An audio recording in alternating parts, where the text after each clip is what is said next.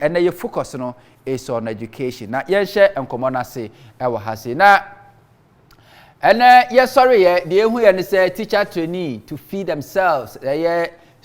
News and making headlines. Call major make supporter media to say majoyonline.com. Normally at 2 and pay teacher trainees to feed themselves starting May 8. Where principals or more other colleges of education almost one debate to Jan say Nyame adomo abosumia ebosumi numida ebesimnitors that so much no asuafo anase trainees or more teacher colleges ahodo no o mesha say so mutimi efidi omo ho esa say omo no sika wo say abide ba ne de no anuane amomu die no sika ni ebi ni ho enti enasero musiku nche no omo say omo de ba omo say the National Conference of Principals of College of Education Ghana Prince has directed the teacher trainees to start fund their own feeding from May 8. Also, we say trainees, from Jamia Doma May 8. One measure say, and yes, over Mamma Mien will be a near free fiabo. So, one I bet no will be a new. Said you'll be in Uber can say, and you are new Uber or that, not delivering near their bread or their and your wasm. This directive is in response to the inability of colleges of education to make payment for food items supplied to them. The entire morning crata ebe say omanfo a omo na mo nuane suppliers omo mo nuane omo free nuane a besine omo ntimi ntuaka enti no said the penika na kana me no omo dia na obi amfa no ho na ono ankono na dia ne pamra. According to the Prince Cof, food suppliers who had continued delivering supplies to these colleges of education for months without payment have finally withdrawn their services till they receive the monies owed them. Esi nyumeku ahodo a omo na supply omo nuane suppliers no. Omo ama omo nuane a fedi dondo afotegade. Omo nsi sika ne ma ti afedi omo si aduane no omo mfa ma biom kosi se aban no ede omo sika ebe ma omo ansa no matimi atwaso. What was in most colleges now have food items that can last only 1 week if students are to be provided with 3 meals a day. Prinkov said in a letter to the education minister.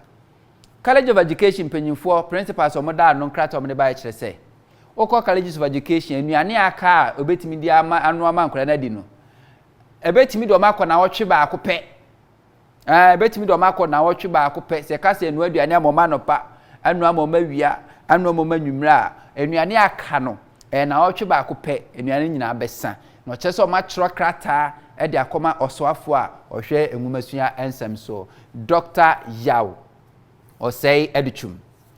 After May 8, trainee teachers will be asked to provide their own meals until their feeding allowances have been paid. He said, that's the statement.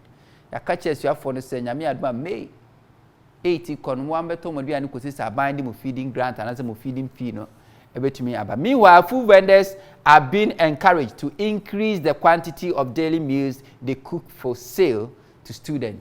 Omo munwa duane tonto school mo no ye show mun kra say afi de munwa duane no more because ye beja duane no noa ye ja duane no so say trainees no omba no be pay duane di na some small business there. But these measures are meant to ensure that there is no disruption of the academic calendar.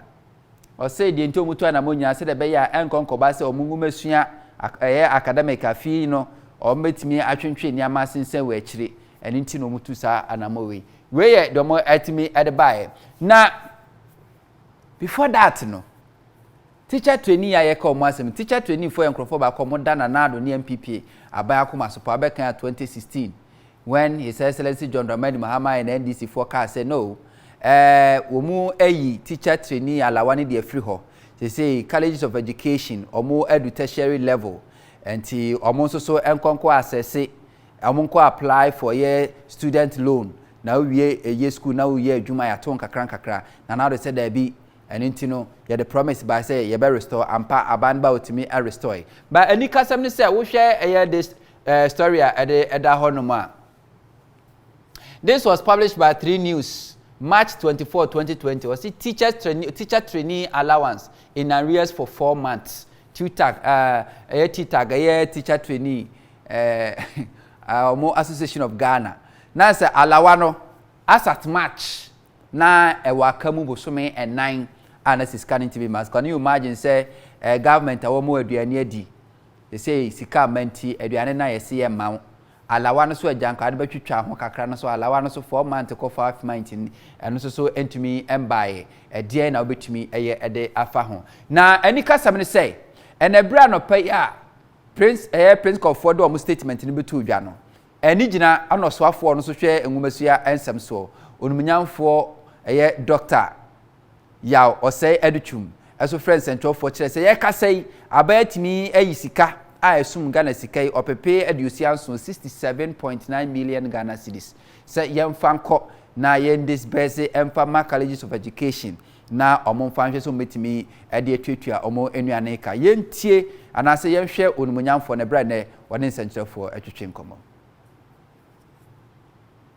teacher for sika isesa abande ma omo ewie ya menum kasai aban ayi sika no a wotu ne din a 67,942,652 cedis say Ministry of Education emfa nkoma empanimfo high schools nyina so colleges of education no momfa say de be kan twim so momfa makonhoma na momfa enhwe enkwala na emaba ne mranti a omom school no mu no enti we dey 78 asama ede na ye dey to Ghana for nyina anim say o man panin na Danko Kufuor we di no bohye so finance minister di no bohye so o ma controller aman sika na me no mo kasai ye dey koma principals or colleges of education.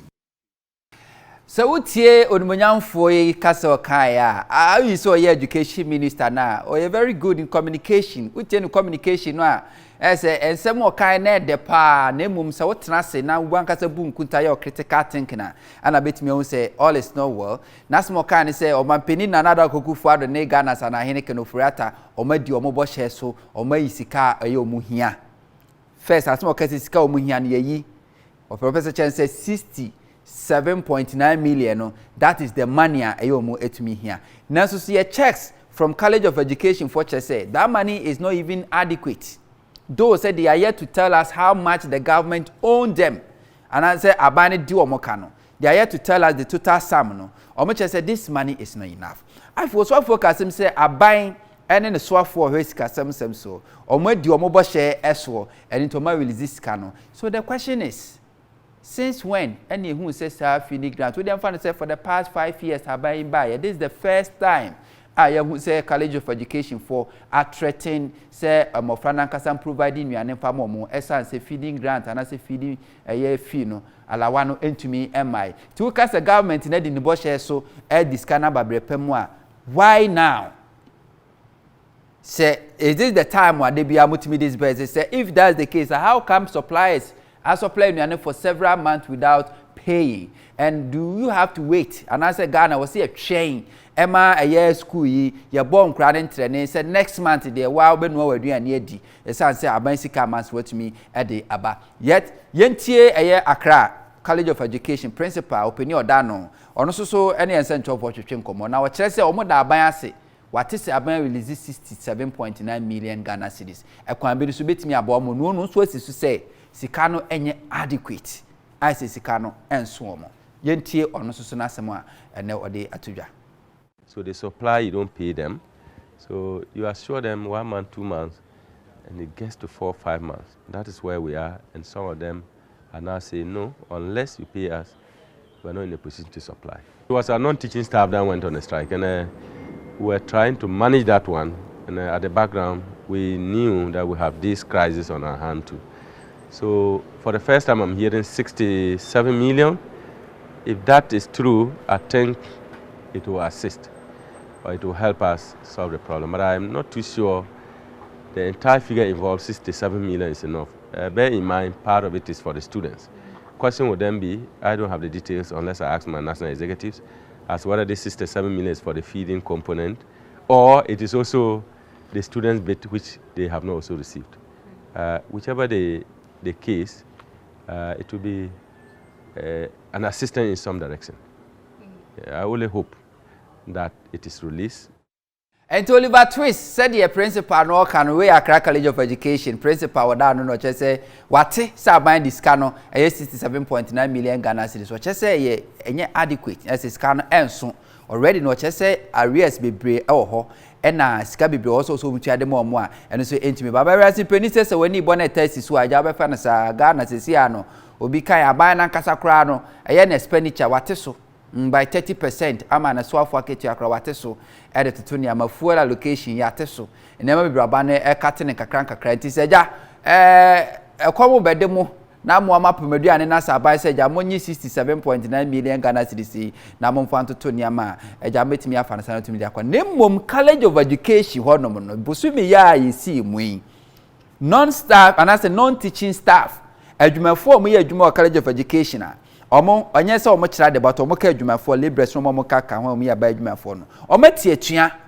tietua ni nyina ne se omo soso aban de omo ka wo de anoto nchen soso a omo cheta ketua ntimu bi aka ho no no afo omo dada asetena mu niam bi omo aka so mpenyimfo ntu anamo ento omo so atimi atuatua it means College of Education no nyamfo eye osai wadutwum also omo ani ko hoye pa because aye ba ko ye mienu miensa omo na tete yetete omo na omo so abefa ye mofa no watimi atete omo ye enti se asumdwe ni ho no mo a na se ba bi asumdwe ntimi ase se peni se esoro ge ta form wo betitim na se aba beto form